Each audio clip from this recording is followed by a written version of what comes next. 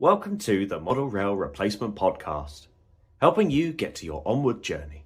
A friendly service that helps you get from A to B, or probably nowhere at all.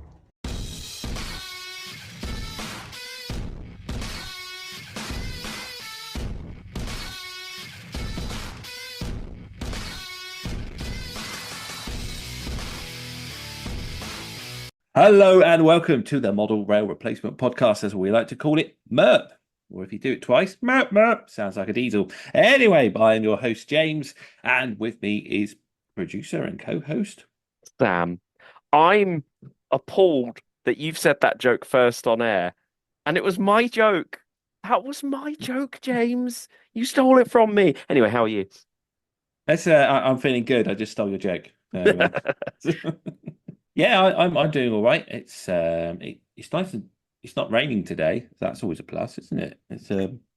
Yeah, I registered 17 degrees at one point today, and I was wearing my general working outside equipment that I saunter around in my day job. I was like, oh, cross, a bit hot. I'm gonna have to take this jumper off. because you were in my neck of the woods today as well, weren't you? So you were enjoying the nice warm weather of the area. I tell you what, it was absolutely stunning. And it's the first time in ages I've been up to your neck of the woods and it's not been flooded.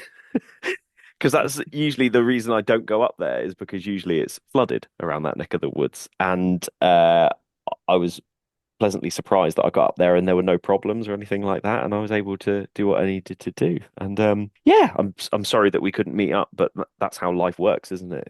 Sometimes you Yeah. just can't catch up and have a coffee with your person who steals your jokes. Well, that's it. Well, is it? Some of us just needed to have some sleep because they've been working the night. So it's That's not very, acceptable. very selfish of me. I know, but I'm pleased to learn that apparently that there is a thing called a night owl gene, which 10% of the world's population have, which they believe humans evolved to have it because whilst the hunter-gatherers went out during the day to get the meat and have a sleep in the cave, the others stayed up on night shift to make sure they didn't get eaten by the saber-toothed tiger and partied a lot from the sounds of things. So I'm concluding I'm in the little 10% there because I am definitely a night person, not a day person. Yeah, I think that's the one time where you and I have this polar opposite where not everything that we want to do works together. Because I've harked on a lot about the we should really go to Miniature Wonderland and it would be such a fun experience. And then I'm like, I'd be that annoying person at 7 o'clock in the morning, like, James, I've gone to the coffee shop, I've got you a coffee, here's a croissant, let's go out. And you're like, oh. Only went to bed 10 minutes ago. Whereas I run out of battery at 9 o'clock at night, and you are lucky if you get much out of me after that. But that's when I want to go partying. Hmm.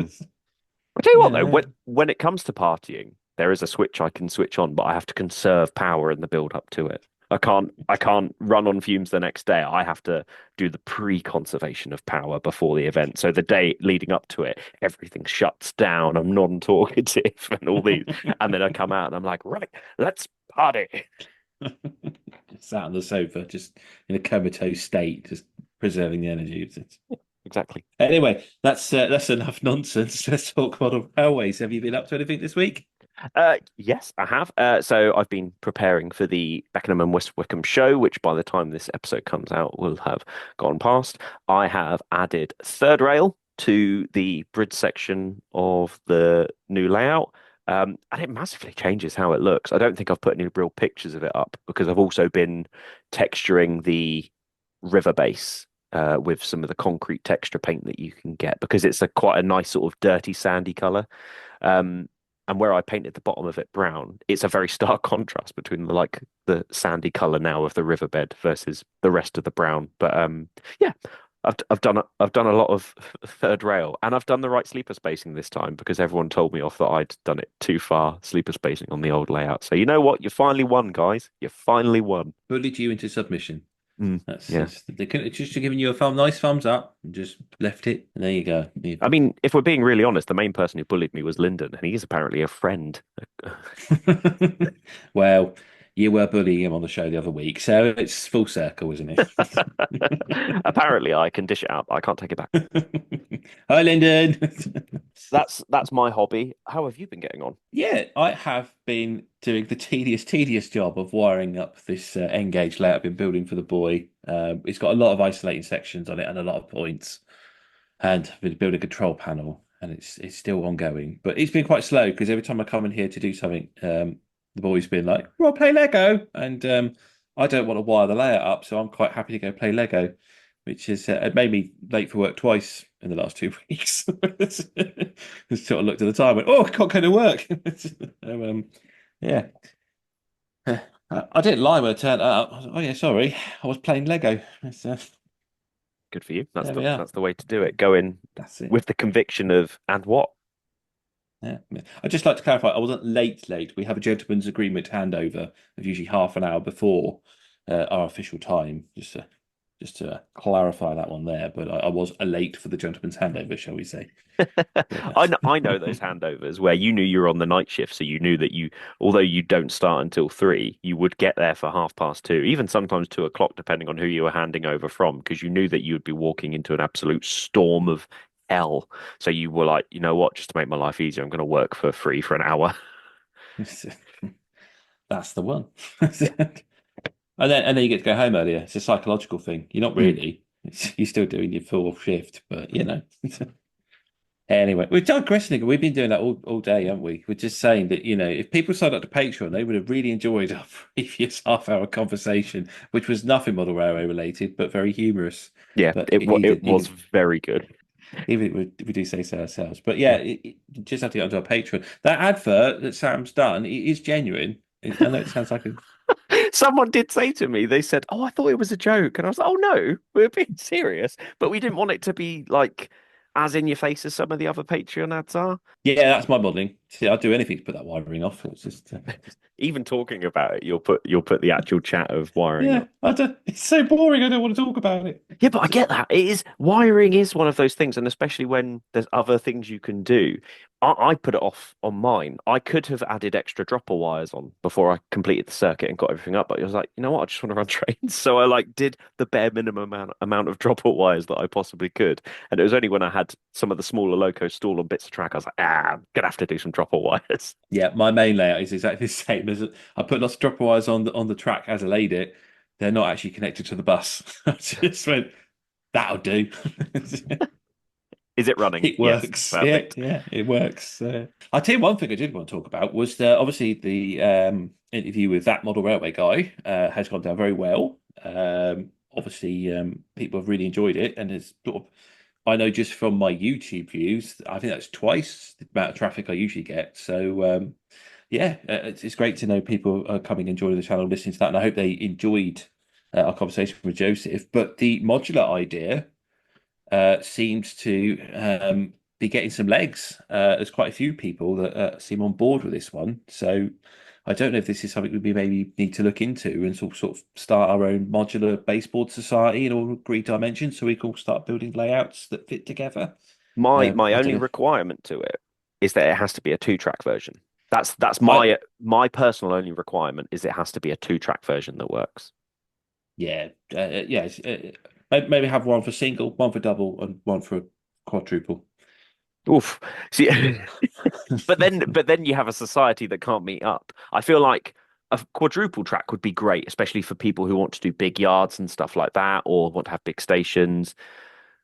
The single track is great for that sort of branch line or heritage rail style, and I feel like the two track is directly in the middle where you can, because the problem is obviously if you want it so that it can go any way, you have to all be set on what style it is. And I guess that's the problem, isn't it? Is do you go Well, for the single yeah, track? you can have translator boards though, couldn't you? Just someone's just built general. If someone decides they want to do 4-track, then they have to do the 2-track translator board to a 4-track, and then bring it back to a 2-track at the end of their 4-track run. Something like Mm. that, maybe. I think that's what. If you look at the video of the Great Electric Train Show I did, the layout called Devonmore, which is a group of 009 modelers, they've done Fantastic. that. They've modular layouts and they have translator boards, so it does. It can go off in different directions, and it allows them to set up the layout in different ways. Oh, yeah, it's. I think it's a great idea. It really is. Def And I think it would be a fun thing to meet up and do. I think Joseph, if you're listening, I say if you're listening, he has told us he's a regular listener, so I don't know why I'm saying that. But I think if we can get Joseph to make a single, double, and quadruple track version of it, maybe.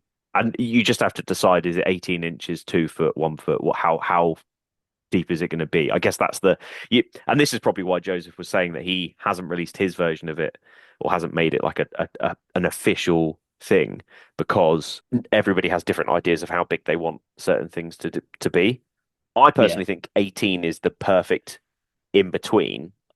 I'd say 18 because if you wanted to just add that extra 6 inches on for scenics, and it's for your own layout, you could just bolt on Mm, the extra bit of board, maybe something like that.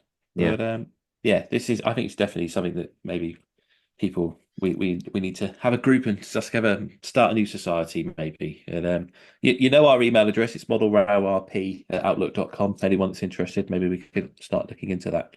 But yeah, as I mentioned, I did go to the Great Electric Train Show at the weekend. I mean, I'll get back into talking about model railway things. And And I did that thing of watching your video as soon as I possibly could as well, because likewise, I like the idea of you doing these videos, and I know that I can watch yours and I can trust them. But the thing I can't do with a lot of the layout, the show videos, is when there's no narration over it, because I'm not always watching YouTube and paying attention. And it's why I've always appreciated your style of doing it, because I know that I can look down and do some hobby, or look down and play my Switch, or I don't have to be watching the screen the entire time. But based on what you're saying, will allow me to look up or look down. I find them not all. I find it quite difficult to watch just footage of the shows, and that's not saying they're bad. It's just for my attention span and what I like. I like your version of doing it. I think that's the best way to do it. ah, thank you very much. But yeah, I think I'm the same. It's when the exhibition videos come on, I do tend not to choose them if I'm doing something. If I decide to just sit down and just watch YouTube on the sofa, then I probably just put an exhibition video on and just sit there and just watch it. They're quite nice and pleasant. They're quite relaxing sometimes, aren't they? Sort of they describe it as slow TV. Mm. But yeah, when you like to do something, I mean that's one of the reasons I liked to do the narration, because a lot of people fed that back to me. They liked it because, like you say, they can do other things, and then when something perks their interest, they look up and sort of pay attention. But it's the same reason my dad didn't go to the show this year. One, because of the absolutely crazy crowds that was last year, kind of put him off, and then we had the same problem with the parking situation again. So he was like, I'm not going to go. I'll just watch your video, and you could just tell me all about the layouts." So that was my dad's way around it. But yeah, it was a good show, and it wasn't. It was surprisingly quiet, and I think maybe the numbers of people that came on the Saturday last year, and I heard the Sunday was even worse last year. Like they closed the balconies off at one point. It was that crowded. I don't know if that sort of put people off, and because apparently the more tickets were sold for Sunday than Saturday, so Saturday was reasonably quiet. I mean, it wasn't dead, but it wasn't like it has been in previous years. Mm. Um, but the other thing was they keep clashing with the football games. Right. So Okay. I know in 2021 they moved the date to avoid the football game, so you could still park at the stadium, which was it was good. It worked out better for me because the original date I was down to work, and then they moved it. I was like, yeah, you can go. But yeah, last year they had Milton Keynes Bowl, so you went park there, and they had a bus running backwards and forwards, but it was like a little vintage bus. And then because of the sheer crowd, there was a massive queue in the car park to get there. Mm. Um, we ended up just taking an Uber in the end. It was just quicker that way. I Yeah. know other people walked, but yeah, this year there was they offered a bus running from Milton Keynes Station, but you had to park around near the station using one of the public car parks and get the bus there. Um, I scouted out a street in Bletchley and parked there in the end, and we sort of walked there from Bletchley. But yeah, that's the only I don't want to slag it off, but that was the downside of the show. Um, just the parking situation. It's Mm. especially when you got I've got a 6-year-old with me that at the end of the show he's tired and now he's got to walk all the way back to the car, or worse was if we had to queue up to get the bus back or whatever. Mm. Um, but yeah, but obviously there was Worley's first mini exhibition, I suppose, in comparison to their many previous years on at the same weekend. So I don't know if people decided to scout that one out and over Getz. It seems a bit odd to have them at the both same weekend, as I would like to have gone to both, but there you go. If you had to pick one, I guess a lot of people are picking Getz, and it was the one out of all of the big shows this year. Getz was the one I really wanted to go to. It was just that I got stuck. Is that the right term? I was at a wedding, so I couldn't actually go. But that was the one I was like, if I'm going to a big show this year, I want to go to Getz. It was good. I left around 2 o'clock because they had the YouTubers meetup, which I wasn't invited to. So I left in disgust. So- There is no way, James, that I can edit that without you sounding bitter. So I'm sorry in advance. Not my editing ability does not match the ability to make you not sound bitter on that clip. It's not true. We left because Lenny was tired. Well, that's okay then. I Yeah. withdraw my slander upon your character. If I'd have been on my own, I might have hung around and tried to do a bit of networking and do you fancy coming on the podcast? But I didn't get the chance, so I'll just say it now. The following people I didn't get to talk to: Richard from New Junction. If you'd like to come on, let us know. Underground Eric, if you'd like to come on, let us know. I'm just assuming they listen. Charlie, we've tried you once before, but come on. Oh, I've got to edit this. Why? I'm sure they'll invite us next year when they open up the Horby Magazine podcast category, because I think there's now enough podcasts out there for there to be one. That there's us. Rail stuff is making a return, Yeah. and we've got Green Signals as well. I know they're more of a, the real railways, but I think they can come into the umbrella. Plus, you've So got the Mind the Gap podcast with Hornby as well. I do want to say I'm very glad to hear that Rail Stuff is making a comeback. If you didn't see his post after Getz, he did announce that he will be coming back, and he's got a super special guest lined up already. And I hear that the Rail Stuff first ever guest on episode 1 is an absolute corker. So I think you should go and check out the Rail Stuff podcast. And who knows, maybe we'll have a collaboration episode somewhere in the future. Do you know what? That's my least favorite of all these episodes. The first one. Is it? Oh, well, beep. The call Do you has know ended. do you know what I like about the fact that he's bringing his podcast back? Is I get to listen to a podcast about model railways.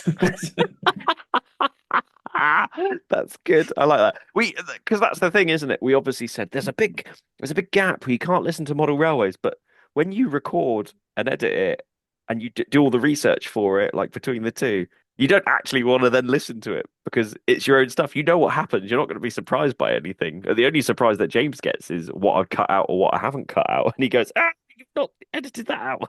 Yeah. Well, this is the playback. That's it's just as good as it gets, really. But so yeah.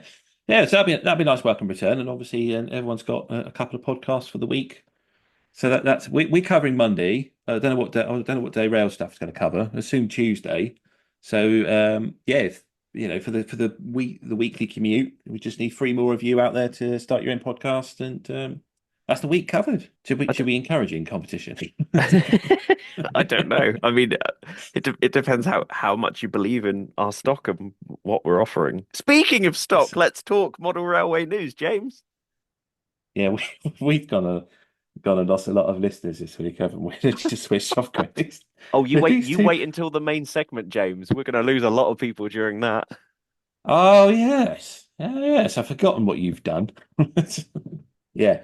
If you feel that Sam has insulted you, said something that you cared passionately about, usually during a fight club when he suggests that some company's engine looks like some other company's engine, you just wait until we get into our BR Standards Fight Club. Sam says the most controversial thing I think he's ever said, but that's a little bit later.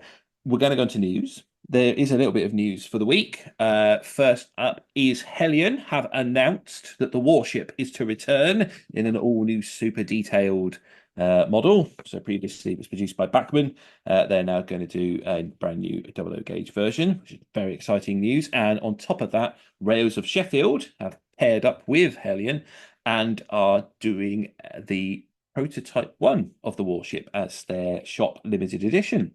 So that's quite exciting news, isn't it? Yeah, I think the liveries look good. I mean, I don't think we needed a new warship, but that doesn't mean that it's not going to be a good model. I really like it in the green. I would have thought I'd pick the maroon over anything, but for some reason, I think it looks really nice in that green. I think it's because usually whenever I've seen a warship, it is either in the BR blue or the maroon color. But actually, the green that they've announced it in looks really nice. It's almost halfway between army green and halfway between BR green, and and from a color palette point of view, it looks quite stunning in my eyes.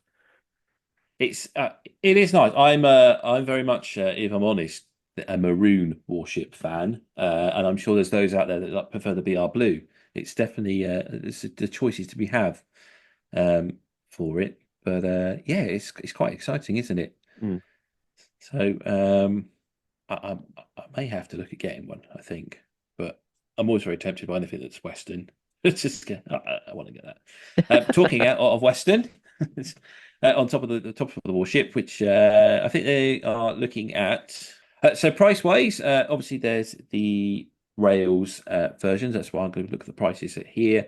There's their exclusive. It's 219 for the standard version and 319 for the DCC sound, and then you have your general release range by Hellion, £186.15. This is with the shop discount prices, or 271.15 for a DCC sound. So yeah, I'm tempted for a maroon one if I go for one. But any other great Western news this week? I think there is, isn't there?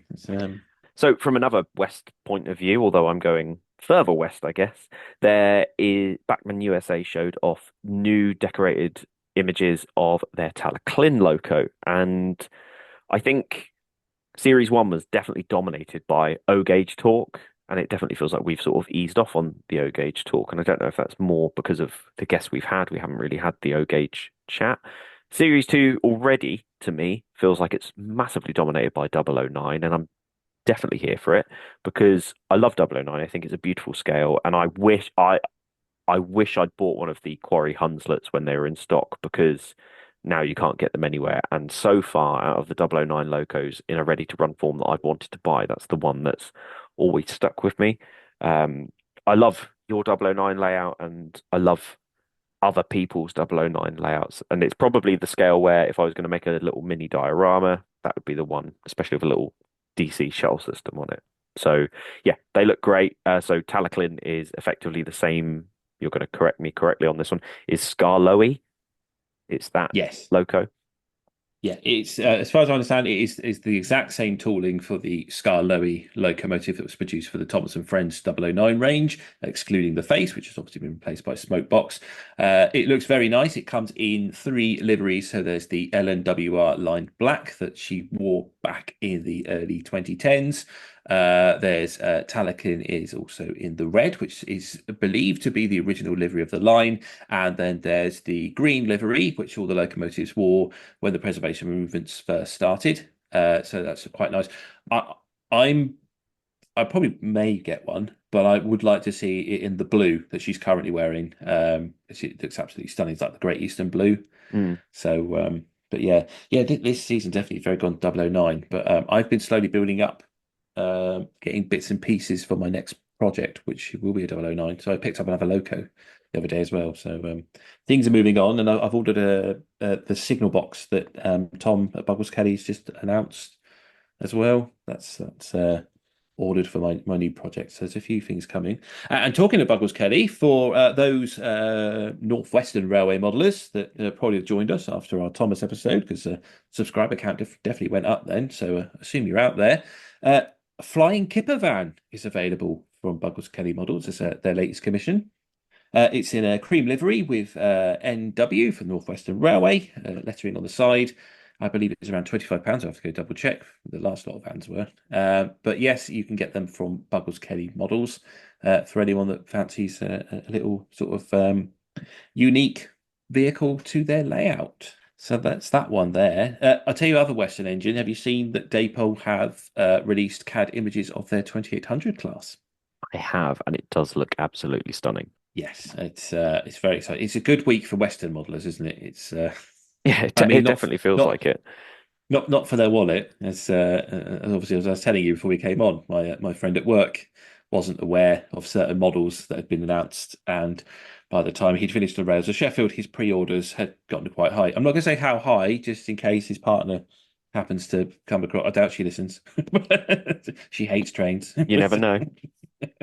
So I don't want to get him in too much trouble. But yeah, his pre-order list went very high after I went. There's the Hellion warship and the 28. And also, did you know about the 1400 that got announced the other week? You didn't know about that one either.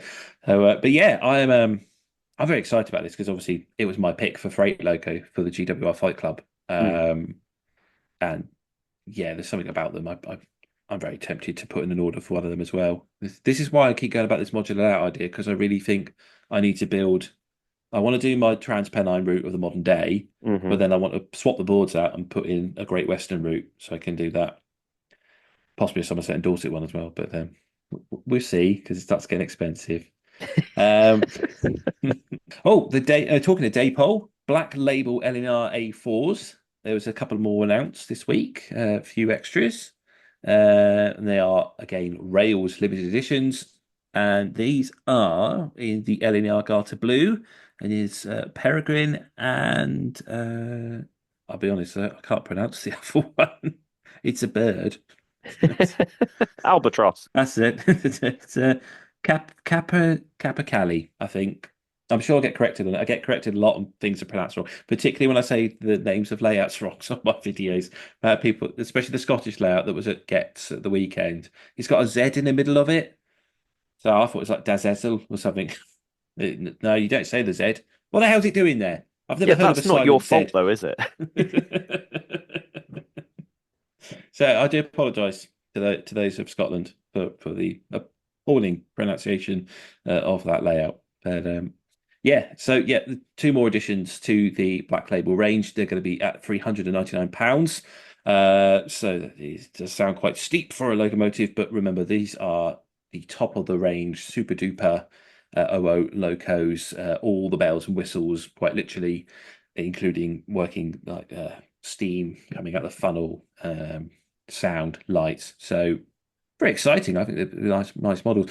I was hoping they might have done Sir Nigel Gresley in the LNR, not the LNR, be a British Rail Express Blue, but yeah, to no avail. That's that one. Yeah, so I think that's covered news. I think there's only one more, isn't there? There is one more announcement, which is Revolution Trains. We missed this from a few weeks ago, but Revolution Trains have announced that the brand new Class 99, which I don't even think is actually operating on our network yet. Revolution still being tested at the moment, as far as I'm aware. Yeah. Will be made by Revolution Trains. And I think this is definitely going to be a Marmite loco when it comes out. I think it definitely has a lot of features on it that look awesome. It looks like a 56 to me, but like Deathstroke meets 56. So there's a lot of references in this episode where I've compared it to superheroes or things from superheroes. So apologies in advance. But it does have that sort of like 56 look, but it almost looks like it's wearing like a really cool mask to go with it. So, but I love it. I think it's great. Yeah, I see as soon as you said Deathstroke, I was like, yeah, I see that. They're going to be. I think they're going to be absolutely fantastic when they come on the network. They've got that European locomotive look about them, but obviously they've been anglicised to fit within our loading gauge, etc. It'll be quite interesting. I do wonder if they'll be on the container trains that go past my way, because obviously they have got the ability to go on the wires, so they can, for some part, travel on the wires along the Great Western. So never know, but yeah, it looks like a very exciting model. I don't know if Revolution have opened the order book for it yet, but it's due to be open soon, if not. So yeah, looking forward to that. And yeah, Revolution do some very nice models as well. We don't talk about them enough, I don't think. They don't get enough credit that they deserve. I don't think I've seen many Revolutions locos, but the wagons, and I know I weathered some Revolutions wagons for you, but the wagons that they produce are absolutely phenomenal as well. So I can't say a bad word about them from the bits that I've seen. Yeah. Talking of their wagons, they had their samples of their new Cartix, car carrier wagons, Cartic 4s, running around on the Making Tracks layout at the weekend, and so some photos out of them, and they look absolutely stunning. And there were some wagons I really liked, because Hornby obviously did a two wagon version, so it wasn't quite prototypically correct, but sort of fitted on the train set. And I always thought they were great looking wagons, even if they weren't quite real. As a kid, they were they were sort of some of the wagons I'd like to have. So yeah, seeing Revolution produce these look great. So yeah, sort of 80s, 90s modelers, you sport for choice with what they've got to offer, and they look brilliant. So yeah, look forward to seeing them on people's layouts in the future. Nice. So I think that's covered news. Also, I think our silliness has calmed down a bit. So well, I do wonder what will make it through the edit from everything that's been said for the last half an hour. But yeah, we will take a short break, and when we come back, we are going to do the BR Fight Club. Now, a few people have been asking how we do this because obviously the rules we'd set for previous fight clubs don't quite work for BR, but we will be explaining all in a couple of minutes.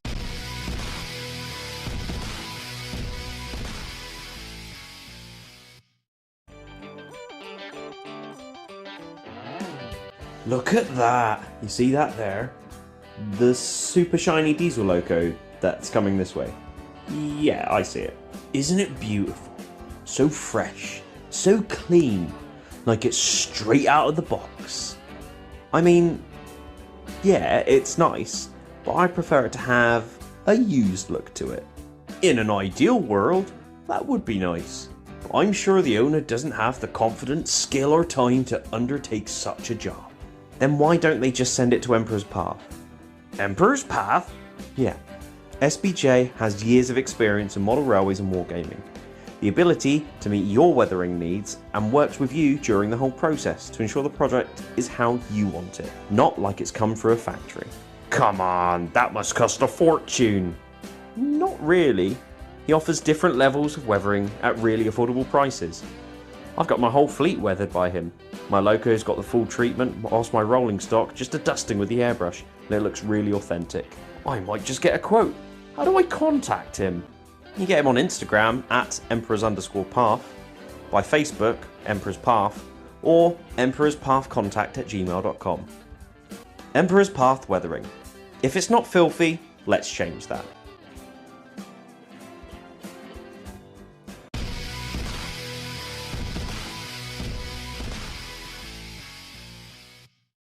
Right then, it's another Fight Club this week, and we're doing BR standards, or just British Railways. So previous rules have been that if it was owned or built by the company, you could use it. But as British Railways pretty much owned everything by 1948, that would be a little silly. So an amendment to the rule is it has to be built by British Railways. So therefore, it doesn't have to be a standard. It just has to be built by British Railways. And we're also changing our gamble round. This week, it will not be something I'd like to see in Ready to Run, because pretty much everything's catered for by British Rail. It will be one of prototypes. So that's a little curveball there. And as one final thing, Sam and me have not seen each other's lists. I haven't done Sam's script. He's done all his own research. So this will be interesting to see how it goes. I feel like I need to say sorry from the top. Apologise at the end. Okay. Seatbelts on, guys. It's going to be a bumpy ride. We'll be grading you at the end and seeing how well you did. So, Sam, are you ready for this BR battle? Yes. Play battle music.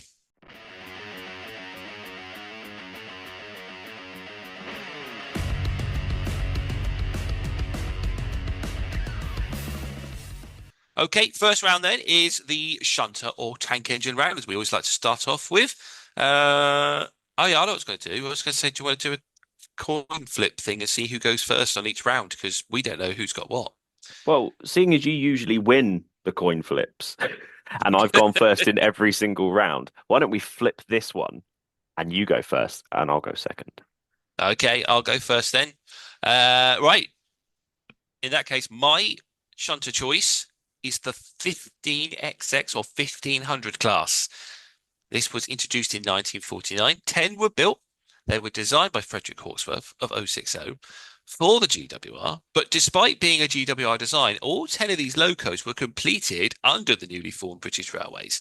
These locos were very different from previous GWR builds with outside cylinders, wall charts, valve gear, and very short wheelbase.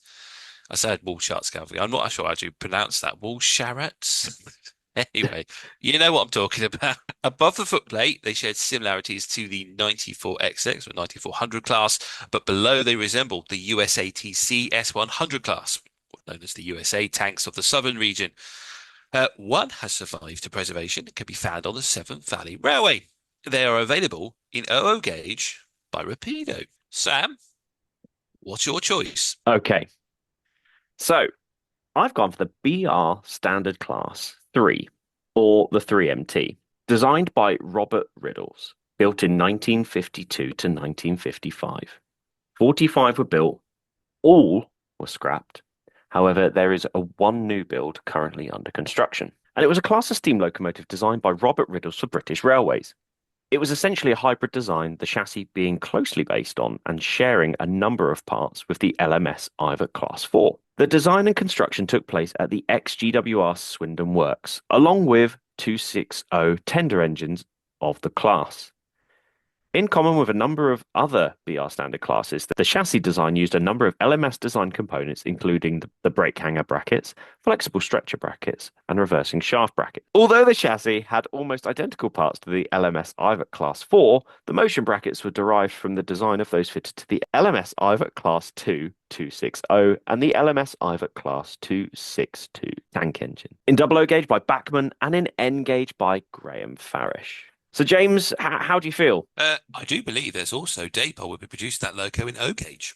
Oh, will they? Okay, well, that's wonderful to know. So, as far as my research goes, that's the first thing you've come across that I haven't got correct. So, I'm going to take that as a slight win.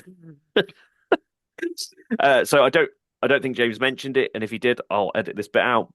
If any of my research is incorrect or I've picked the wrong loco, James automatically wins. So, that should be a given, but I feel like I have to say it out loud so that everyone knows how stupid I am. Uninformed. Uninformed. Let's go with uninformed. Less read. I really like the 15XX. I think it's a really, really nice. It almost amalgamates loads of different famous tank engines, if that makes sense. It has that GWR filter. It's got that USA tank engine look to it. It almost has that. The Ginty didn't have that simplistic coupling rods. I feel like it would look like that, but it also looks like it has got that 3MT look to it at the same time. I think it's a very charming loco. It looks strong, doesn't it? It looks small but strong. Mm. And it's why I went for it, because I thought you'd go for the 08 shunter. Mm. So, because I was like, if I go for the 08, I bet Sam will go for the 08, and that'll be a draw in that round. So I thought I'm going to go for something I think will tempt Sam and make him reconsider his own choice. And then I thought, yeah, the 15XX, I mean, to me, one of the reasons I went for it is because it is one of those locos that I thought, yeah, it looks absolutely gorgeous, and I did buy one. I don't buy many out of my modelling period locomotives, but this one I did. I was like, now I've got to get one. So that's why I went for it. And they do look really nice, and there's something about them. And I've always quite liked that the USA tank as well. There's something about that design. So, but the 3MT is, it's a gorgeous loco. And I can see why you went for it, because there's a lot of Ivert in it, isn't there? Yeah. So if you've not listened to any of our previous Fight Clubs, go back and listen to the LMS one in particular, because there's a lot of Ivert in that episode. I also own a 3MT. It's one of the few steam engines that I do physically own, and ironically enough, it's sitting right next to me. And I just think it has that, and I've mentioned it in previous episodes, that I really like the large tank engines because they have that feel of being able to pull the passenger trains, but they also have that they could do the freight as well. And I feel like they are big enough that they feel special, but small enough that you could have them on almost any size layout as well. Yes, yeah, they're quite well suited, aren't they? They're that sort of quintessential mixed traffic loco that's going to fit on your branch line or fit on your main line. And if you're modelling the BR period, I suppose most regions probably had at least one. Yeah, and I'd say they do have that thing of they're almost everywhere during that period, and you can see them running trains out of London in countrysides as branch lines and things like that. And I think they are very much a numerous tank engine shunter. And this is quite a difficult one for me because I like the 15XX because it's weird. And it almost looks like they've shoved all the big four into what I think actually out of all of the locos, the 15XX looks like they have shoved every single the big four into one engine. And I was about to say, but I don't think I can let it beat the 3MT. But actually, we're in the BR standard class era. And you know what? I think if you wanted to show something that has smashed the big four together in one engine, this would be it. And you know what? It feels like that is the reason it should win. I don't know if that's a good enough fight for it, but visibly, I'm looking at a picture of it in preservation in the lined BR black, and it does look like you've got that LMS, you've got that LNER, you've got that GWR all shoved into one engine, and I think it looks great for it. They're both good engines. I don't. Yeah, I quite like the 3MT as well. But yeah, as I say, I like the 15XX. It's yeah, I you definitely got that large engine charm, and I can see why you've gone for it. It's got that Ivot look. I was expecting you to pick an Ivot. I thought you might go back for an Ivot, and then just you think, So screw it. so behind the screen, I like the Ivots because they remind me of the 3MT. Yeah, So that would make sense. a few years ago, I did a video where I had a wish list of the top 5 steam locos that I would want to go out and buy, and the 3MT was on it. And I think in model form, it suits so many different things that you could put it on pretty much any layout. And maybe because it has that ability to go almost anywhere, that's why I think it should win. It is quite a smart engine, and it did end up with quite a few livery variations as well. Picking up that BR green always made it quite nice. GWR gave it the brass fittings and that, didn't they? So sort of bit of Great Western elements to it on their locos. Yeah, go on then. I'll give you it. Thanks. I that was a close one, and I think that the 15XX is definitely a strong contender for it. But it is one of those locos where you see one picture of it and you think, ugh, and then you see another picture of it and you go, oh yeah. And I'm looking at the Wikipedia one of it at Didcot in 1957, and that is a very strong picture of it. But then there's a couple of pictures on there where it looks like it's almost it looks like an AI designed tank engine in some photos. Like if you gave AI like the ability, oh, I want to create a tank engine, and they just shoved loads of different ones together, that is basically the best way I can word what it looks like. So I'll It is AI. It's American inspired. So, okay, you win. You win. No, you don't. I have lost enough during this that I'm not going to give up that win very easily. so if I gambled with the 08, would you have gone for the 08, or would you Maybe. still stuck with? See, that's the only reason I didn't go for it, because I thought you'd go for the 08. See, I thought you would as well.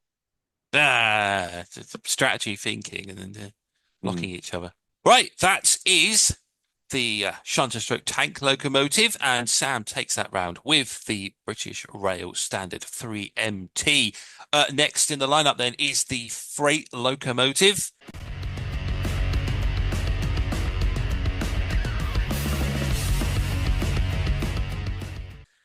Am I going first again? Am I going first on everyone, I take it? Yes, please.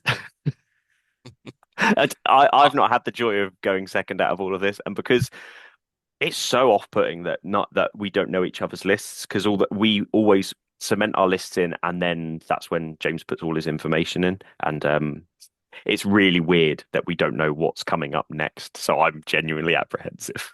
I got a feeling we probably picked the same one here. Yeah, probably. We'll see. So the rule is the person who went first and said it first wins. Mine's the freight 9F, the BR Standard 9F, introduced in 1954. 251 of these locomotives were built. They were designed by Robert Riddles and have a wheelbase of 210.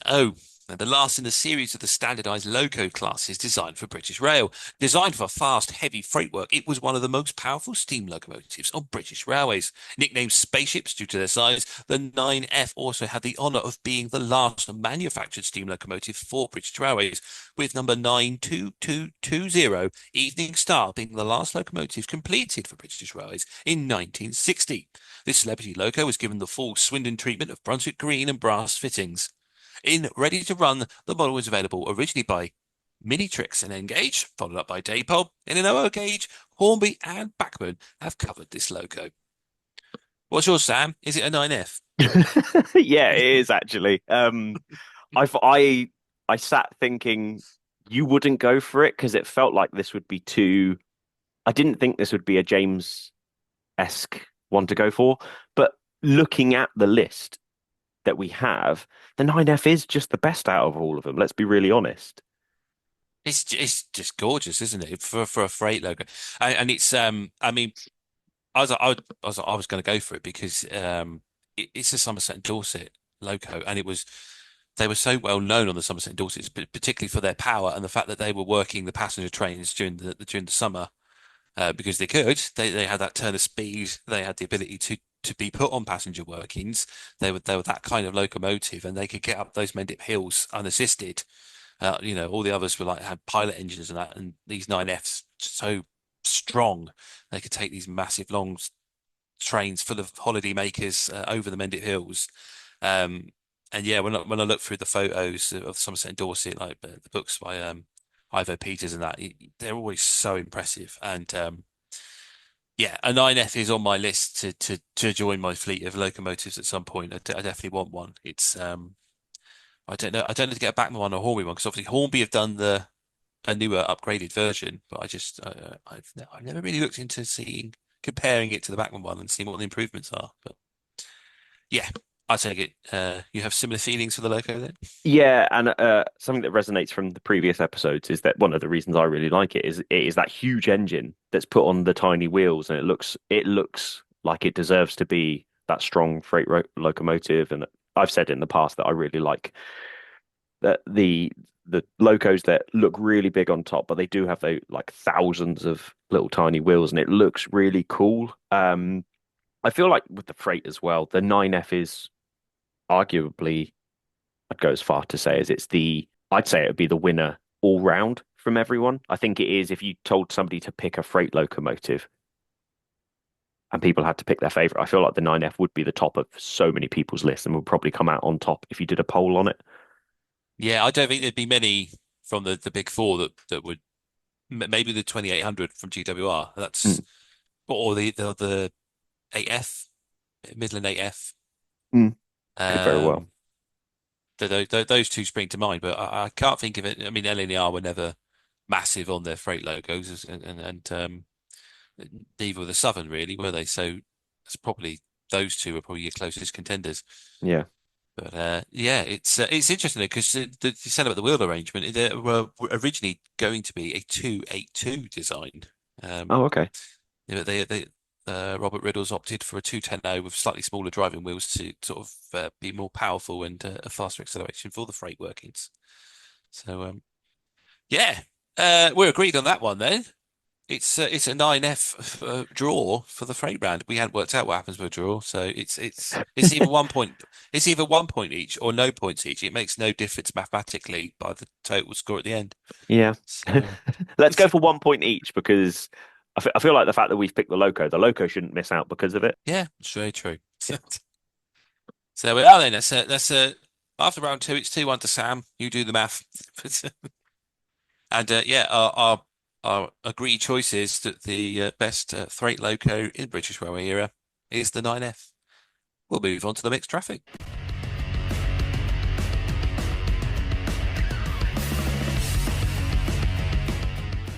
Right then, we'll move on to the mixed traffic round. And yeah, I go first again. It's a bit weird me going first. I'm not used to it. Usually I just hand it over to you, Sam, and just let you pick your losing engine. But maybe that's the thing. Maybe if you go first, you lose. Maybe that's where I went wrong. I'll have to go back and listen to the Midland one and work out because you won that one. I definitely went first in that one. I basically went first in every single one bar this one. That's it. It's throwing me off. I haven't got my flow. Anyway, the mixed traffic round. I have picked the BR Standard 7 MT, or more commonly known as the Britannia. These were introduced in 1951. 55 of them were built, again designed by Robert Riddles. He's going to pop up a lot in this conversation. And the wheelbase was a 462. The design of these locos was brought on from the results of the 1948 locomotive exchanges. Built in 3 batches at Crewe, these locomotives received positive reviews from most engine crews, although typically the Western men didn't like them. Their lightweight features and turn-on speed made them very popular at Stratford, where Pacific-type engines had previously been banned over the restricted East Anglia routes. The loco design utilised such innovations such as the variations of boiler and trailing truck based of that of the Merchant Navy, and weight was kept within the margins of the light Pacifics. Smaller 6'2" driving wheels for freight work and a race footplate for ease of maintenance, nicknamed Britannia's, to survive preservation. 7000 Britannia, the original, and 70013 Oliver Cromwell. In Ready to One, they are N-Gauge, started off by Mini-Trex, replaced by Daypole, and OO Gauge. It's always been covered by Hornby. Sam, have you also picked a Britannia? I have not picked a Britannia. Ah, good for them. The good news is I am sticking to a theme, though. I have picked the BR Standard Class 4 MT. Designed by Robert Riddles, built 1951 to 1956. 155 were built and 15 were preserved. The British Railways Standard Class 4 tank is a class of steam locomotive. They were used primarily on commuter and outer suburban services. On the decision to build the BR Standard series of locomotives, a series of Class 4 tank engines were ordered, based on the ex-LMS Fairburn 264 tank engine with some modifications. The lineage of the class could therefore be tracked through the LMS BR Class 4 264 tank locomotive back to the Fowler design of 1927. Design work was done at Brighton, the overall programme being overseen by Robert Riddles. The principal modifications to the Fairburn design involved the reduction of the envelope to enable them to fit into the L1 loading gauge. So a similarity between our 2 mixed traffics, that they had some loading gauge adjustments so that they could fit more places. Available in models by Bachmann and Hornby. I do like a 4MT, but yeah, this was quite a tough one because obviously when you look at BR standards, they're pretty much built for mixed traffic work. That was kind of the idea of most of the locomotives. I think the only one that sits outside that perimeter is Duke of Gloucester, which was the 8P standard, which was designed as a passenger locomotive. So yeah, we were kind of spoilt for choice, and it was hard to choose. And then also you've got, I should mention, if it's been rebuilt by British Rail, that could also have been counted. So it could have been built by a different company, but if British Rail rebuilt it, you could use that. Because I was tempted to go with the Bullied Lights Pacific. That was going to be my choice, but then I was just like, no, I want to go for the Britannia. I think there's something about them. They are such an elegant, beautiful locomotive. The first of the standards, yeah, I think they just look great, and they just look right, and the fact that they lasted all the way right up to the end of Steam as well, which was why I went that choice. But yeah, I can see why you went for the 4MT. That's also a very lovely looking loco. Yeah, I feel that with the Britannia class, I feel like this one looks the business. It really does. Like, I'm looking at the photos of it now. It just looks it just looks absolutely gorgeous, and it's got the same, I'd say, wow factor that the 9F has, where you'd see that and you'd think, Christ, that's a big loco. Like, that is an impressive loco. If it was for me modeling, I'd say the 4MT is much nicer. I've picked it from a nostalgia point of view on the fact that they have one on the Watercress line, and it has that nice thing of having seen one in the flesh. But I think people were probably shocked that I hadn't folded in the shunt around like I usually do almost instantly. So I'm gonna change my vote and say that I think I'm gonna have to fold quite quickly on this one, because when researching it, I thought 4MT is my favorite out of that list. But actually, if you compare the 4MT and the 7MT, I think this is the winner, and it looks outstanding. And this one really looks like a BR one rather than one of the. It has that same hints of different designs and things like that, but this one looks like it was designed by BR rather than one of the other big 4. And I think that's what's so special about this. It's got its own identity, hasn't it? It's yeah. As you read the description of it, and I know it's got quite a bit of Bullied influence in there, but there was other big 4 influences in that build, and it's quite quite a fascinating read to see what went into it and how, you've combined the four railway companies to bring out this perfect locomotive, so to speak. And yeah, it looks stunning. The fact that it could run on the Anglia as well, I mean, that must have been great. What a change for the enginemen that have been like working the usual sort of 060s and 440 locomotives all that time on the passenger workings, and now all of a sudden they've been given this Pacific loco that they can take to Ipswich and Norwich and that, and yeah. And I know it changed the Anglia because it increased the speeds of what they could do for the timings of the express work and that, and also it was used on the Royal Train. Britannia has taken her late Majesty Queen Elizabeth around the country before. I think it was for the Jubilee. So yeah, they've got royal duties as well. Yeah, I think, and you say about the influence. You look at the smoke deflectors on it, and that screams Southern to me. Those smoke deflectors, and I think it looks it. There's very few photos of it with no smoke deflectors, but it does look great without it. But I think the smoke deflectors make this at the same time. It wins in my eyes. I think you've picked an absolute corker there. I would never pick it myself, but actually, out of the two, it wins. Yeah. Yeah, yeah, I think the Forum T is a very lovely loco, but yeah, in comparison to a Britannia, I think yeah, the Brits got to win it, hasn't it? So yeah, okay, that one's for me then. That's mixed traffic has gone my way. Well, we 2-2. I'm confused now because of the draw. Yeah, we're 2-2, which seems weird because obviously yeah, it doesn't make sense. But yeah, we're 2-2. 2-2, excellent. Cool. Right, let's get more serious. Let's get into passenger.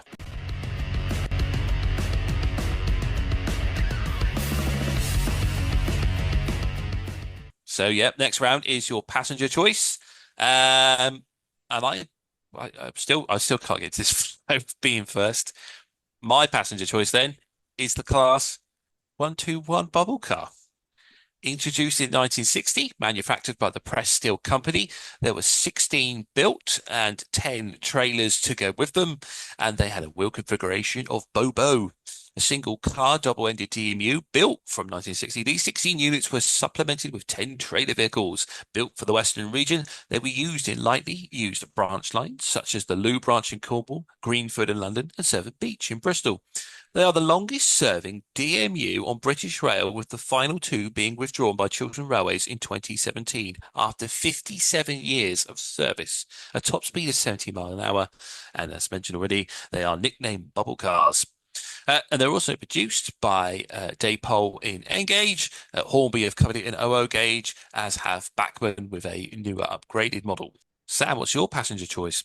Okay, I've gone for the West Country Battle of Britain class. So we've covered this engine before in a previous episode. I've gone for the rebuilt version of it. I'm going to tell you the info from the rebuilt part of it rather than going over the whole history of the loco. There are 110 West Country Battle of Britain classes built. 60 of them were then rebuilt by British Rail, with 10 being preserved. Due to the problems of some of the new features, such as the bullied chain-driven valve gear, 60 locomotives were rebuilt by British Railways during the late 1950s. The results were similar to the rebuilt Merchant Navy class. The classes operated until July 1967, when the last steam locomotives on the southern region were withdrawn. Although most were scrapped, 20 locomotives are preserved on heritage railways in Britain. 10 of those are the rebuilt versions. Available by Hornby. How did I do, James? Well, that's pretty good, but what were those locomotives built for? Passenger work? Were they? Yes. They're a mixed traffic engine. Oh, no. No, I've done so well. Well, the good news is that you can't see this, and I don't know if you'll be able to hear it on the audio, but I was, as soon as you said 121 bubble car, I threw my head back and went, no. You'd won before you'd even finished the sentence on that one for me, because I agree. The 121 bubble car is one of the best locomotives to come out, and it just slipped past me, completely slipped past me. I didn't even think of it. I was going to go. I was going to go for Duke of Gloucester. I was like, let's go for the Duke of Gloucester. It is a lovely loco. I remember seeing it as a kid at Tidcot Railway Centre. It's one of a kind. And then I had another think about it, and I thought, no, we can do diesels in this. And I thought maybe I could go for like maybe the Deltic. That's a passenger diesel. And then I thought maybe a DMU. And I thought about the 101, and then it just came to me. I was like, 1-to-1. I love a 1-to-1. It's I remember them being on the Bedford to Bletchley line. They were the most exciting thing in that area because it was mostly. I mean, we had the HSTs, obviously they were great, but obviously it was 319s, but then on the branch line you had these little bubble cars. So they've always been a soft spot for me. But yeah, I thought you might have sort of realised when I said was just re-clarifying the rules during mixed traffic when I went, oh, by the way, I forgot to mention if it's been rebuilt, you can have it because I was going to go with the West Country, and I thought you might have just in a blind panic realised that it was a mixed traffic loco, and then just done a quick, I'll be with you in a minute. Oh no, it didn't even click. That's the worst part. So this goes to show, guys, I need James. No matter what in the future, I need James for research. He is research and development for the Model Rail Replacement podcast. I even thought I'm surprised James hasn't gone for the rebuilt Battle of Britain. I thought you would have gone for it, but now it makes sense.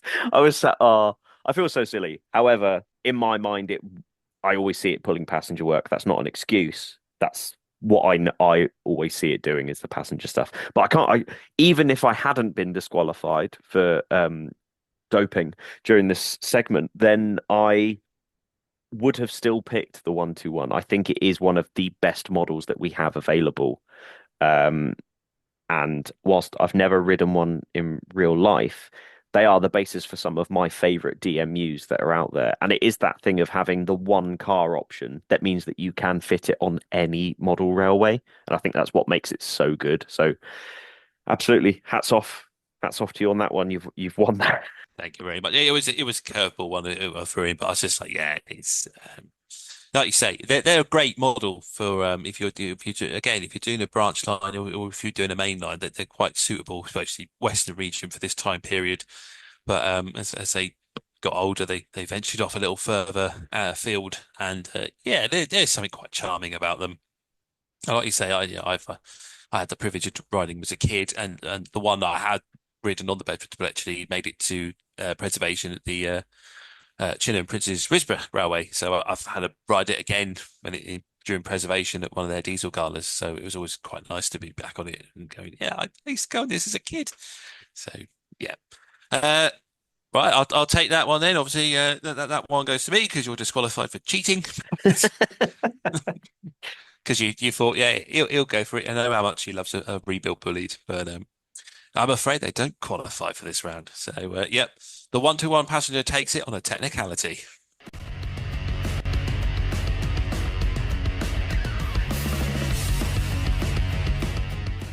Usually, we now move to the what was it? What did we call it? What we'd like to see round, but we're not going to do that. We're going to change it this week, and it's going to be the one-off prototype round. So, yeah, as British Rails sort of had their modernisation plan and decided to, look into new ventures, there was quite a few locomotives that were built as one-offs, various prototypes that companies tried to produce for BR in encouragement of tendering contracts to produce further locomotives. So we thought it'd be quite fun because they've quite a few of them been covered in model form. Change this round and pick a prototype locomotive. Is this a gamble round or what am I? It's 3-2, isn't it, the score? It is 3-2. I don't know. This is something we've clearly not thought about with the fact that we could actually draw, whereas before we couldn't draw because I knew what you were going to pick and I couldn't then pick that one. But I feel like we need to put it on the line and have it that we go in possibly with level heading in the final round. So yeah, let's say that this is a gamble round. Gamble round then. As you're gambling, would you like to go first? Yes, although I've got a fear that you're going to tell me that this doesn't count. However, let's see. I'll Google it already. I really, really want to see the British Rail Class D16 Stroke 2. It was a class of I left a dramatic pause mainly so that James could Google it. Built by British Railways at Ashford Works and introduced in 1950. There was a second and third example being introduced in 1954. They were designed by Oliver Bulleid for the Southern Railway and authorised in February 1947, but did not appear until after the nationalisation. The diesel engine and transmission were supplied by English Electric, but the Bulleid influence was obvious. The box-like body style closely resembled Bulleid's electric locomotives and was quite different from the usual English Electric style. Typified by British Rail, unusually for pioneer British diesels, 10201 and 10202 were originally specified with a top speed of 110 miles an hour rather than the 90 miles per hour of 10203, predating the three-figure maximum speeds of the Deltic and the Class 50. Now, as far as I can find, there is not a model of this train. So I technically have done both of them. I've managed to do it as I would like to see it, and also prototype. I think you're going to tell me that I'm incorrect because there were three of them. You are incorrect. There is a model of it. Kerno commissioned it. Oh, that's a shame. No, it's fine because this round was allowed. Oh, okay, that's all right then. Yeah, because pretty much everything's been covered by BR. Oh, okay, that's all right then. Because we would have been like really scratching our heads trying to think of stuff to go. Well, I'd like to see. I don't know. Yeah, I do think that one. Yeah, I do like it's got that, yeah, like you say, it's got that Bulleid look about it, and it's definitely it's like a diesel version of the Leader, isn't it? It's that boxy look with the glazing and everything. Yeah, it's quite nice. I've gone for the one-off prototype, DP1, the Deltic. Introduced in 1955, manufactured by English Electric. One of these was built with a Coco wheel arrangement. The English Electric DP1, more well known as the Deltic, was a prototype 3,300 horsepower demonstration locomotive employing two Napier Deltic engines. The high power combined with low axle load resulted in 22 similar locomotives being ordered by BR for the East Coast Main Line.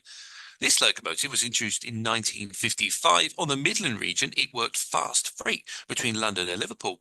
After modifications, it re-entered service in 1956 and was tested on the Settle and Carlisle between August and September of that year, and moved back to the West Coast for further work between Liverpool and London. The loco ran until November 1960, when a severe oil leak in one of the engines was discovered. It was sent for repair, but repairs never took place, and it was withdrawn in 1961. Plans to test the loco in Canada fell through, and the loco was donated to the Science Museum in 1963. It was moved to the National Rail Museum in 1993 and is currently in their Shildon Museum up to north. Ready to run is in N gauge by Farish and in OO gauge Bachmann, and soon to be done in the Hornby 00 range by Hornby. I was going to go for something else, and then I just went, I know, it's got to be that Deltic because it just looks stunning. I am going to say something very, very controversial. Oh, here we go. You thought I wasn't going to upset people in this episode. Well, sit down and add your extra seatbelt, folks. I hate the DP1. Get out. I think it looks like Pluto the dog from Mickey Mouse, just painted blue.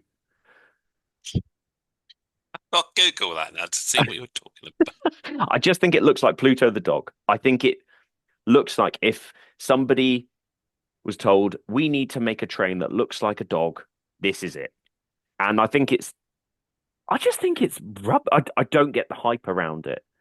I think it looks so American, which isn't necessarily a bad thing, but I feel the paint style on it, the look of it, I just don't think it looks like a British rail locomotive. And I know it is, but I just can't stand. I really, really hate it. Like, it's one of the few locos that I look at and I go, no, get out. I really don't like it.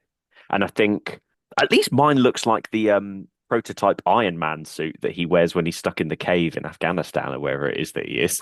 Have Disney given you some sort of backhander here? Because you seem to be promoting a lot of their stuff. I am shocked as a diesel electric man that you'd be so hurtful and nasty about such a lovely looking loco.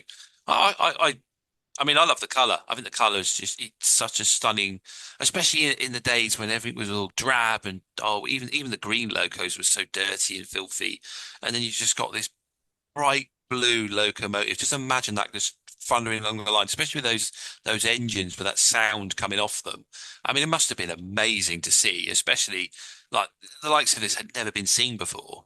And the technology behind the idea of the diesel as well, because the Napier Deltic, it was a diesel engine designed for boats. It's where the design came from. It was very different in design to other diesel engines in the position of the way the pistons worked on the crankshaft. It was quite innovative in its way. Yeah, and I've always been quite fascinated with this loco. I think it's absolutely a gorgeous loco. But yeah, I'm just stunned for words to be honest that you can't even say a nice thing about it. I No, said I something nice can't. about yours. I said something nice about yours. That's Okay. Give me 1 second. Let me find something to say. Um, um,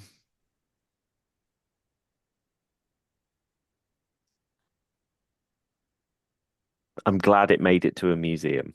Will that do? yes. Honestly, like it's usually I can at least find a lot of beauty in like the stuff, and I'm not saying it just because this is the gamble round. I'm saying it because I genuinely, the second you said the DP one, I went, oh God, like I just can't stand it. I'm sorry. I'm sorry to everyone out there, but I think this is the most controversial thing you've ever said on the show. I just the thing is it is a diesel, and I love diesels, and I can see where I think the thing that really confused me about this is that obviously I know two versions of Deltics because everyone there's the other Deltic, yeah. and that I like. I think that's nice. I wouldn't go out and buy it. If somebody bought this for me as a birthday present, I'd be upset. Rude. I just genuinely think it is.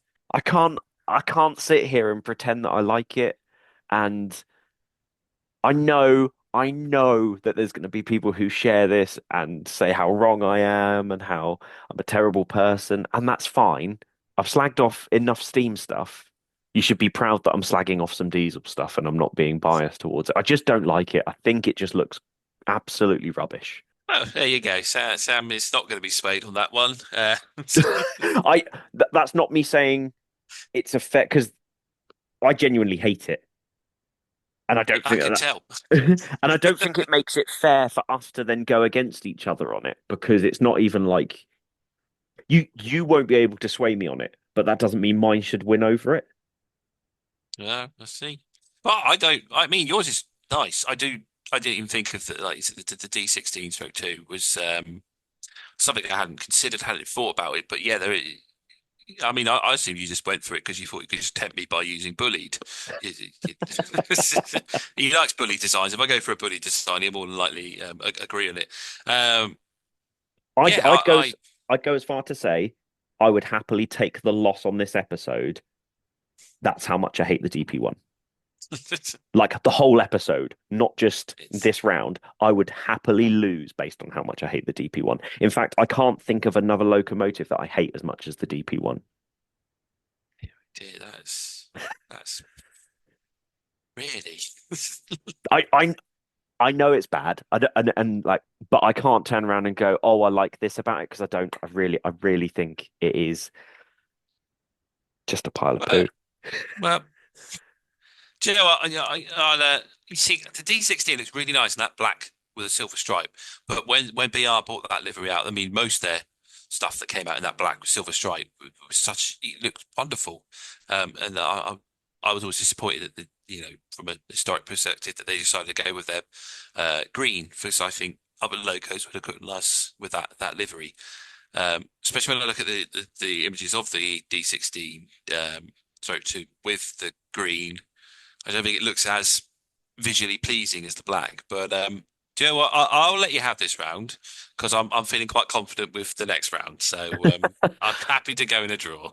Oh, thank you. That's very kind of you. I will happily. I'll say it again. I have offered to take the loss on this because of how much I hate it. But if you're happy to give it to me, fine because I feel like this next round is going to be interesting. I bet we picked the same thing. We'll see. We'll see. Oh, right there. That was the prototype round. Sam will never be allowed anywhere model railway related, or probably anywhere railway related ever again. I'm pretty certain that the National Railway Museum, or whatever they call themselves these days, will ban him from ever entering after making such controversial comments. But there we go. We've given the round to Sam just to calm him down. And we're going to move into our final round, which is the Anything Goes round. Are we going back to me starting, or do you want to do yours? You go first again. I quite like you Right going first.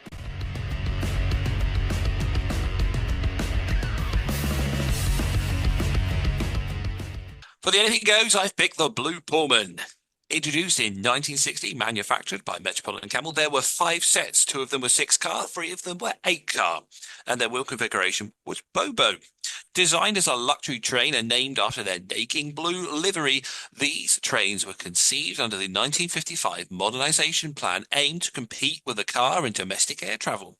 Not entirely successful, they were underpowered and not economically viable. They paved the way for the Intercity 125.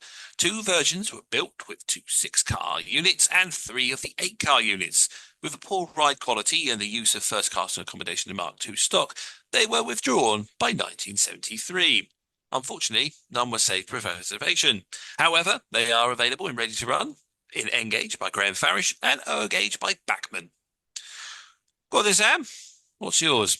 Okay, I've gone and I've followed a similar line here to you in the Great Western Railways. I've gone for the Class 8 shunter. Designed by British Railways, built 1952 to 1962. 996 were built, 82 preserved, and 100 are still in service. The British Rail Class 08 is a class of diesel-electric shunting locomotives built by British Railways. As the standard BR general-purpose diesel shunter, the class became a familiar sight at major stations and freight yards. Since their introduction in 1952, however, the nature of rail traffic in Britain has changed considerably. Freight trains are now mostly fixed rakes of wagons, and passenger trains are mostly multiple units or have driving van trailers, neither requiring the attention of a shunting locomotive. Consequently, a large proportion of the class have been withdrawn from mainline use and stored, scrapped, exported, or sold to industrial or heritage railways. As of 2020, around 100 locomotives remained working on industrial sidings and on the main British railway network. On heritage railways, they have become particularly common, appearing on many of the preserved standard gauge lines in Britain, with over 100 preserved, including the first one ever built. Available by Hornby and Bachmann in double O gauge, as well as Dapol in O gauge and N gauge, and also Graham Farish in N gauge. You thought I didn't. You thought I wasn't going to pick it, did you? Yeah, I didn't think the 08 would make an appearance. I mean, what a chalk and cheese sort of selection for the final round. You've got the prestige fancy train at one end and the lowly shunter down at the other. You've you definitely taken that pannier tank wild card that I done from the last round, haven't you? Funnily enough, when you posted the pannier, I was like, I'm gonna do. I even thought at that moment, I'm putting the 08 shunter as my anything goes for when we do BR, because it is. You obviously spoke highly of the pannier in that episode about how there's so many of it available. You couldn't do a Great Western Railways without a pannier tank. You had to have one. They're so numerous. And I even alluded to the fact that the only loco to beat the pannier in production is the Class 08 shunter. And I think the fact that it can cross so many different, well, it can cross almost all eras of layouts from the second a diesel can appear. And you can see them in disgusting, you can see them in beautifully, you can see them in sort of that beautiful shining livery. And I just think they are the kind of thing where no matter what your layout is, you can easily fit an 08 shunter on that layout regardless. Yeah, that is the beauty of the 08, isn't it? It's such a versatile loco, and like you say, it can pretty much go on any layout. You struggle nowadays because, like you say, there's a few left, but they're not in many yards. But yeah, and they've also got that crossover between steam to diesel, haven't they? Because they've got that steam engine wheel look, that they're spoked wheels, they've got side rods. They're not your typical diesel, I suppose, in that sense. And yeah, it's and from the moment they're built onwards, you're very, very unlikely to see a layout that doesn't have an O8 shunter on it. There are some, but The other thing is that ones. they've been represented as the bad guy as well in situations. They are the quintessential bad guy on the island of Sodor. So like they've got that going for them as well, which I don't know is good or bad.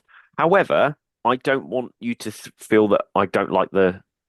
I've always known it as the Midland Pullman. Is that a correct name for it as well? Yeah, it's one of the names it picked up. Yeah, that's like got to be one of the more famous names for it, right? Yeah, Midland Pullman. It went to the Western region, became the Western Pullman. It got that inverted blue, grey blue livery, which is not popular with many, but I like it. I was something about I don't know. It's not as nice as the blue, and that's probably why it's not as popular. But I still think it looks pretty smart on it. Yeah, I think it does too. But yeah, it's yeah, I like you say that the 08 is it's a very popular loco. It's a great little number for a model railway. But you've made a valid point in your villains of Sodor by pointing out that they were the villain, and my choice obviously ETW was the Panya, and that particular engine wasn't very nice to the Panya, so it's never going to win points for me there. But the Blue Pullman, it was always a train that my dad would talk about, and he's always been quite a fan of it, quite keen on it, and he always talked about it. And we had those British transport films that you used to be able to get on VHS. And I remember we had one with the promotional material for the Blue Pullman on it, with running shots of it from the sky and the in-cab as it's running from Paddington to Birmingham. I think it was that one they used. And yeah, they were just such. It's always stuck in my mind. And I remember when Bachmann announced the Blue Pullman, I was very excited about it, because even though it's a train I'd never seen, it was something that my dad seemed very keen on, and watching these videos. And yeah, it was such a great model when it came out, and because it was the forerunner for the HST as well. I think that's where the love for that train comes from. Is that this is essentially the prototype to the HST. This is what revolutionised the British rail sort of travel, by the fact that they had this design, they took it further, they come up with the HST, and we got the HST with it. So that's why I've gone for the Blue Pullman, because I just think it is a very important train to the progress of British rails, and it's a stunning model to own. And for the modern model, obviously we've got the HST version of it, which is kind of gone full circle, where they've been, a couple have been bought and have been painted up in that Nakin blue, and they look absolutely stunning when you go out and watch them go by the main line. I've seen it a couple of times now. It's so impressive, that colour, how vibrant it is, how good it looks out on the main line, and you can just imagine what it looked like back in the day when the original ones were running around. So that's why I went for them. And I get that. That blue is an absolutely stunning colour, and it just looks great whenever you see it. I've been lucky enough to go past Eastleigh Works and seen the Blue Pullman sat there, and you're right, it is a fantastic colour. I feel there's a lot of comparison, especially in the early BR diesels, where they look like other things. And obviously, I said about how the D16 looks like that first prototype of Iron Man, where he builds it in the cave. I feel like the Blue Pullman looks like the agents of Hydra from Captain America. And that's not a bad thing. I think they look really good, especially the ones where it's all blue fronts with the white windows. They definitely has that look of, dare I say, like that whole bad guy henchman kind of look to it. But it is a gorgeous locomotive.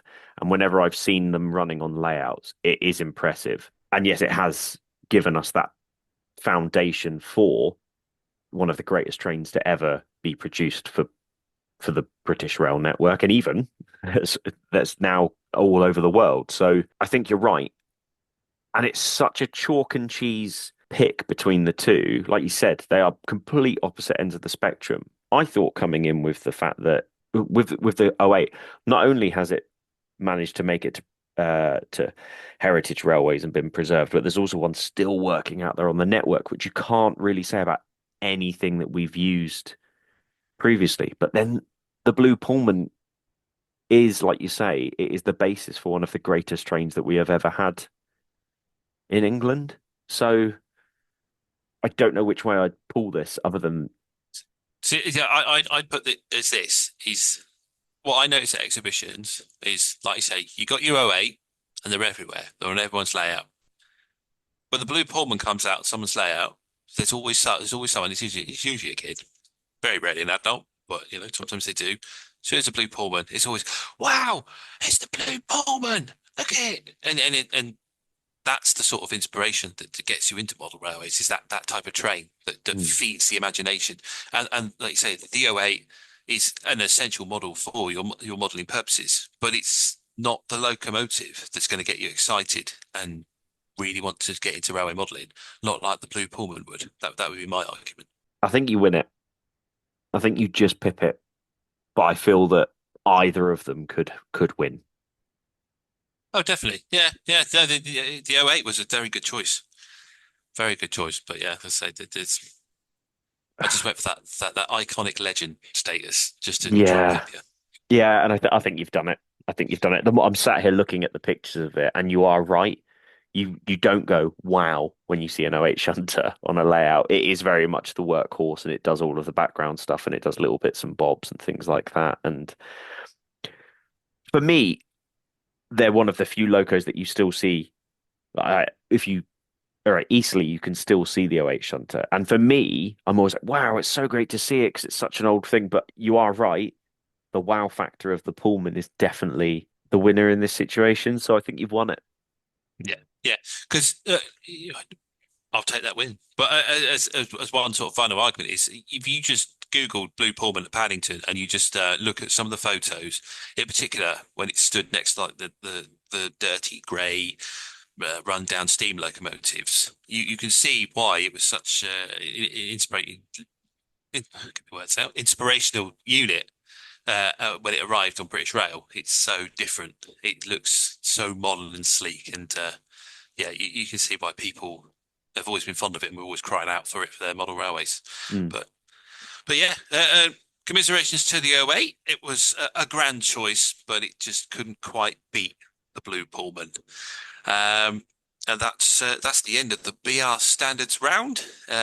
Sam will now have to exit the building and avoid the angry mobs, as he'll be pelted for many weeks now by all the Celtic fans. But that's BR Standards, which now leads us to the Ultimate Fight Club. So next time, we're going to take all our winners from all the rounds, and we will pick our favourites and battle them in the Ultimate Fight Club Royal Rumble. But that's in a few weeks' time. For now, we're going to take a break and do our social media shout-outs.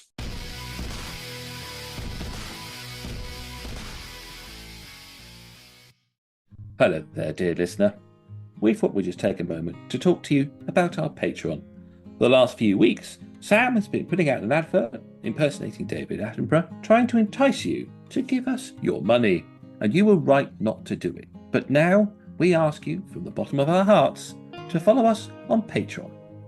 If you do want to support us in what we do, and you believe that what we do is good enough that you want a part of your money, you can find us on Patreon, and you can start donating for as little as $1 a month. It's in dollars, it's in freedom credits, however you want to say it, but eventually it will just take the pounds from your bank account. And if you do want to support James and myself, head on over to Patreon. There's varying levels and tiers that you can do, and there's even a tier where I'll weather stuff for you, and James gets the benefit of it. So why not support us on Patreon today? Indeed. And that way we can get new microphones so you can stop complaining that you can't hear us.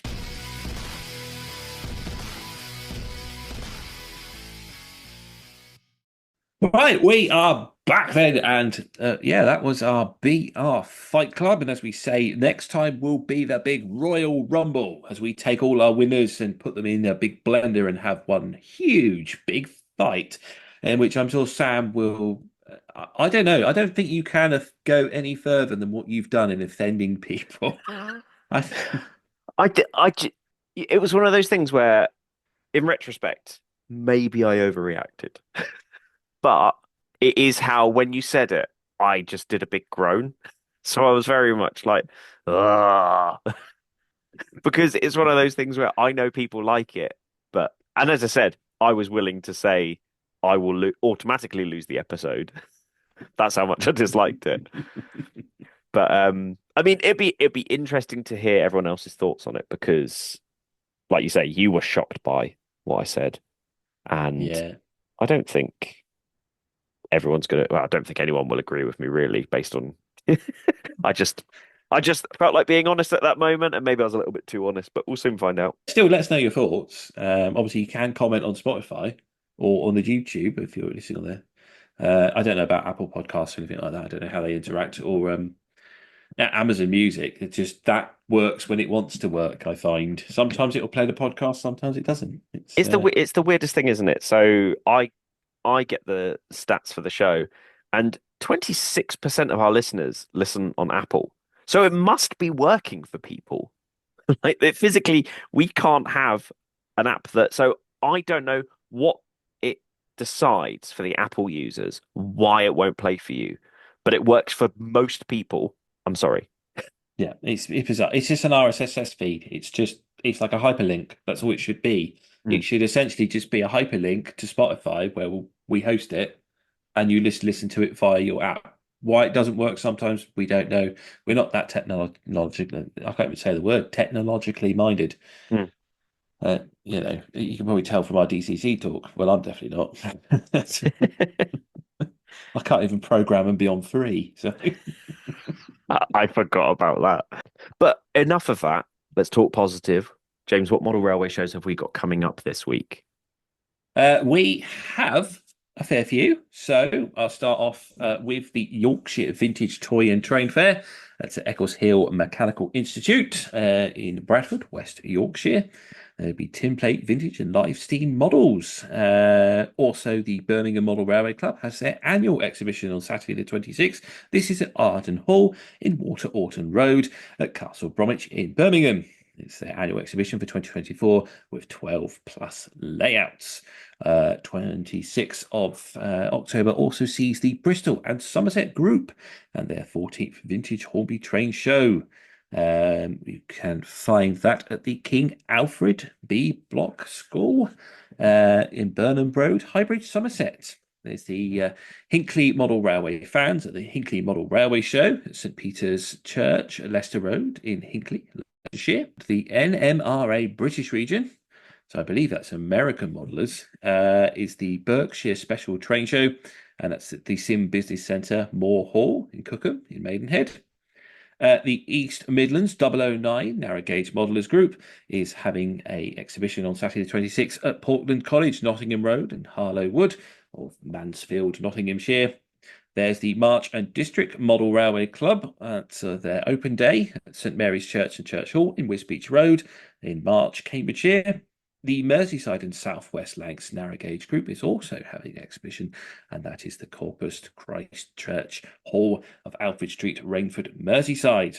There's the North Eastern Borders Area Group EM Gauge Society Workshop in Stannington Village Hall, and that's in Stannington in Northumberland. Basildon Model Railway Club is having a exhibition at the Wick Community Centre on the Sylvia Island Way in Wickford. Winchester American and Continental O Gauge exhibition at King's School, Romsey Road, Winchester. The Engage Society is having an exhibition in the Isle of Wight at Stenbury Hall, Station Road in Wroxhall. Also on Saturday the 26th, Coventry and Warwickshire O Gauge Group has their autumn open day. This is the Church of Hoy Cross and Austell Road in Wycombe, Coventry. There's the Aberdeen Model Railway Club, and that is at Curl, Aberdeen, Eday Walk, Aberdeen, Aberdeenshire. The Crampton Town Museum is 26th to the 27th, so it's all weekend. That's their Autumn Model Railway exhibition at Crampton Tower Museum, the Broadway in Broadstairs of Kent. Slough and Windsor Railway Society also have their model railway exhibition at Burnham Park Hall in Windsor Lane. That's South Burnham in Berkshire. That is all weekend again, 26th to 27th. Cheltenham Great Western Modelers Group is at St Margaret's Hall in Constantine Road, Cheltenham. Chesterfield Railway Modellers have their mini exhibition at St Leonard's Church Centre, Valley Road in Chesterfield, Derbyshire. There's one I'll be at this weekend, on the 26th and 27th, the Great British Model Railway Show. This will be at the British Motor Museum at Banbury Road in Gaydon. I'll be there, and if I do remember to bring them, and you see me, come along and ask for a coaster for the podcast, and I will gladly give you one. Also that weekend, the Clydeside Model Railway Club in Glasgow is having an exhibition, and there's the Leeds Model Railway Society at the Grammar School at Leeds and Harrogate Road in Leeds itself. Hazel Grove Model Railway Society is also having theirs at Woodford War Memorial Community Centre in Stockport, and the Somerset Railway Modellers Club at Taunton School in Stapleton Road, Taunton. Guildford O'Gage Group at Normandy Village Hall in Normandy, Guildford. And finally, Colchester and District Model Railway Club have an autumn open day at the Orpen Hall in Lexden Road in West Berkholt, Essex. So that's all the exhibitions for this weekend. There is a lot going on, so hopefully you can get yourself to one of them. Right, that's our new feature, I suppose, just listing all the exhibitions. I can't wait for the summer when it'll be a bit easier. But let's go on to our social media shout-outs, shall we? Yes. This week, I'm going to be shouting out SJ Model and Railway Adventures, which is Susanna Joaquin. I'm going to go with Joaquin. I love this channel. I think it's such a nice little channel. So go over and give it a follow. What I like that Susanna does is they model the Southwest Trains era, and there's a lot of stuff that I see regularly. They're definitely local-ish to me because they do quite a few videos down at the Watercress line, but it's a nice little channel to give a watch. And some of the ideas that they come out with are really, really nice little ideas as well. So yeah, go give that a look. That is SJ Model and Railway Adventures. Excellent stuff. I do like that channel. I found it, well, the algorithm found it, should I say, for me a couple of months back. I think she did a review on a Cavalex 56. It was either the Cavalex 56 or the Curacao 66. I can't remember which. But I think that was the first video I saw, and I was like, yeah, it's a pretty good channel. So yeah, I think your shout-out's quite a good one, and definitely one for people to go and look for and subscribe to. My own shout-out then is Chandwell, and I'm sure many people are already aware of Chandwell, but I think it deserves a shout-out. This is this delightful N-gauge layout that's set around the 90s, and I think it's a Yorkshire area, and all the buildings are just so amazingly built. They're designed in Inkscape, I think he usually uses, and he prints them off and he builds them card, and they're slowly being set around the layout, and it's absolutely just some of the best modeling I think that's on YouTube, personally, especially for N-gauge, that scale, working at that scale and the detail. So if you haven't found it, do go look for Chandwell. It's a brilliant channel. So that's my shout out of the week. Short but sweet, but yeah. No, it's good. I do like Chandwell. I think it's a lovely little channel, and like you say, it's the modeling is good, but the scenery modeling is by far the best part about that channel. Yeah, it is. I love his river and the weir and everything he's got over that around the bridges, and I quite like the amusing videos he does every now and again with I can't remember the name, Brittany something, so like the local celebrity from Chandwell. It's just taking you for a tour around the town. There was quite amusing videos as well. So yeah, that's my shout out of the week. I think that wraps us up for the show. So if there's anyone left, or there's all just left in disgust after Sam's outrageous comments, we'll be back next week with, I think we're going to talk about burnout in the hobby. I think that was our plan, wasn't it? Yeah, mental health and the hobby, and what you do when you hit burnout. So that's our very serious topic for discussion next week. But for now, I think it's just left to do our own social media shout outs. Sam, how can people find you? If you want to get hold of me, you can find me on Instagram at emperors_path. Alternatively, if you do want to find me on YouTube, it's Emperors Path. James, how can we get hold of you? Well, if you want to find me, I'm still Western Signalman on YouTube, Western Signalman on Instagram, or Western Signalman at outlook.com. But don't forget that the Model Rail Replacement Podcast also has its own Instagram account, and we're slowly climbing to our first 1,000 followers. So get yourself in there, be part of the crowd, and say I was one of the first, and give us a follow. Or alternatively, if you want to contact us about an exhibition you'd like us to shout out, maybe if you'd like to come on the show, or any other ideas, it's modelrailrp@outlook.com. And yeah, as I said earlier in the show, if you have an interest in this modular idea, maybe just drop us an email. We just try and see if we can work something out and take something from there, maybe. But apart from that, all I can say is that hopefully we've been entertaining, informative, and have replaced your model railway, if only just for a little bit. I've been James, and with me has been Sam. Thanks for listening. This service terminates here. Please ensure you take all of your personal belongings with you.